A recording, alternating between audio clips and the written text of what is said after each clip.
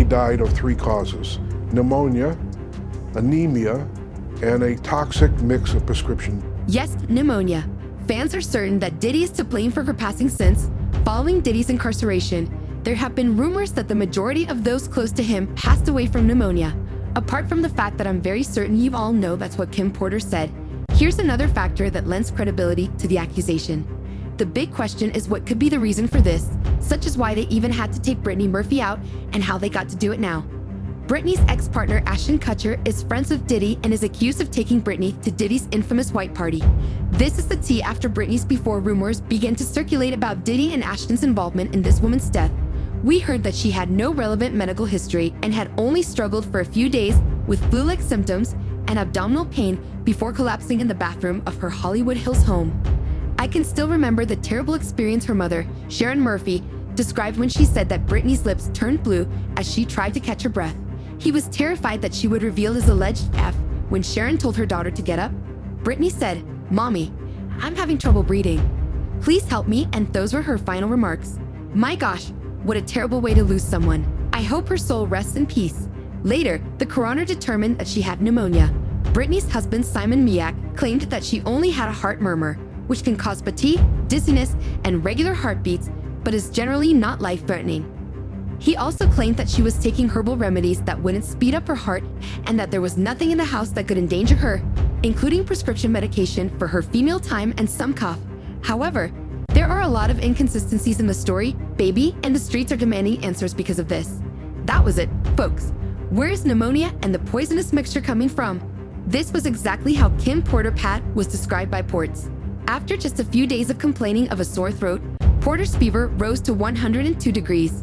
During the last week, she received antibiotics, vitamins, and the painkiller tea, and she reported that her temperature had returned to a normal 96 degrees. I was around Ashton Kutcher and Diddy before, and they were speaking about Brittany Murphy. And I don't think I ever told this story, and I'm about to tell this story here. While he was married to Demi Moore, he was still sneaking around seeing Brittany Murphy. You understand? We were going to Nets game, so we picked him up, and he was explaining to Diddy that every time he goes to Brittany's house, paparazzi always catches him or almost catch him coming out her apartment or coming out the building. Diddy was telling him that's either the doorman or your security, you know what I'm saying? And he was still married to Demi Moore at the time. So you could have something, you could be right. Cause it's crazy how they said her and Kim and some other individual with them or around them all died of pneumonia and they were in perfect health. According to The Insider,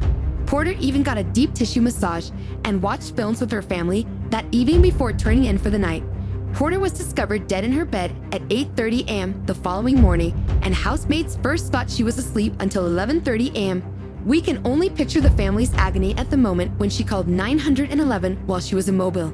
Here is what the coroner report says. The mystery surrounding these women's deaths is what has fans going crazy. It is unbelievable that they both died of pneumonia without any relevant medical history.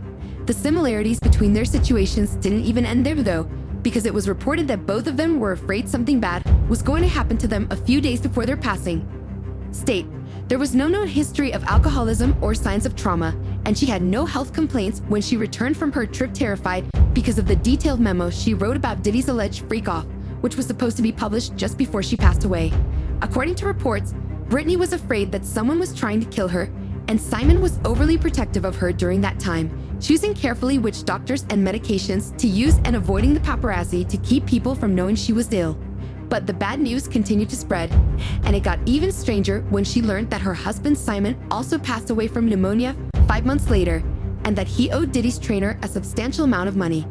Dad, in an interview with GMA, Angelo Barotti stated, "I have a feeling that there was definitely a situation here, yeah, it's poison."